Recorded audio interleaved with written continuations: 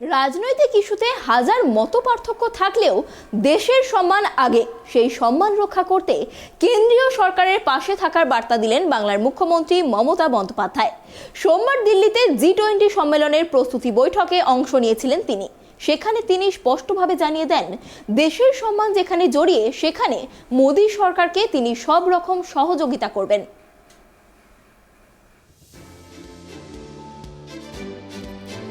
রাজনৈতিক ইস্যুতে মতপার্থক্য হাজার, তবুও দেশের প্রশ্নে কেন্দ্রের পাশে থাকার বার্তা দিলেন পশ্চিমবঙ্গের মুখ্যমন্ত্রী মমতা বন্দ্যোপাধ্যায়। সোমবার দিল্লিতে G20 সম্মেলনের প্রস্তুতি বৈঠকে অংশ নিয়েছিলেন বাংলার মুখ্যমন্ত্রী। সেখানে তিনি স্পষ্টভাবে জানিয়ে দেন, দেশের সম্মানের প্রশ্ন কেন্দ্রকে সেই রকম সহযোগিতা করব। 2023 সালে ভারতে বসবে G20 সম্মেলনের আসর।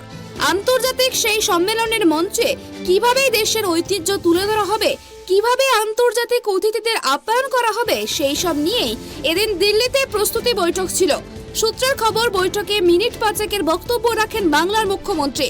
জানান, আমি সাংসদ থাকাকালীন বহুবার বিদেশে গিয়েছে, প্রচুর আলোচনা চক্রে অংশ নিয়েছে।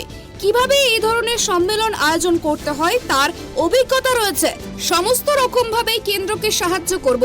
এটা কোনো দলীয় কর্মসূচি নয়, এটা দেশের ব্যাপার। সিএএ শুরু করে জিটিএ প্রায় সমস্ত ইস্যুতেই দিল্লি কলকাতার দ্বৈরথ্য তুঙ্গে। কেন্দ্রীয় তদন্তকারী সংস্থাগুলিকে রাজনৈতিক স্বার্থে লেলিয়ে দেওয়া হয়েছে বলেও বারংবার অভিযোগ করেছেন মুখ্যমন্ত্রী মমতা বন্দ্যোপাধ্যায়। এই প্রেক্ষাপটে রাজনীতিতে দেশের স্বার্থ রক্ষায় কেন্দ্র রাজ্য সহযোগিতার এক বেঞ্জের ছবি এদিন ফুটে উঠল। উল্লেখ্য, G20 জোটের সদস্য হচ্ছে আর্জেন্টিনা, অস্ট্রেলিয়া, ব্রাজিল, কানাডা, চীন, France, Germany, India, Indonesia, Italy, Japan, দক্ষিণ কোরিয়া, মেক্সিকো, রাশিয়া, সৌদি আরব, সাউথ আফ্রিকা, তুরস্ক, ব্রিটেন, আমেরিকা ও ইউরোপীয় ইউনিয়ন। বিশ্বের অর্থনীতির 80% জিডিপি G20 দেশগুলির দখলে। তাই কাশ্মীর ইস্যুতে G20 মঞ্চের মতামত যথেষ্টই গুরুত্বপূর্ণ। আর ভারত কাশ্মীরের সম্মেলন আয়োজন করে নিজের অবস্থান আরো মজবুত করতে চাইছে। সব ঠিক থাকলে আগামী বছর ভূস্বর্গে এক মঞ্চে দেখা যাবে বিশ্বের তাবড় রাষ্ট্রপ্রধানদের।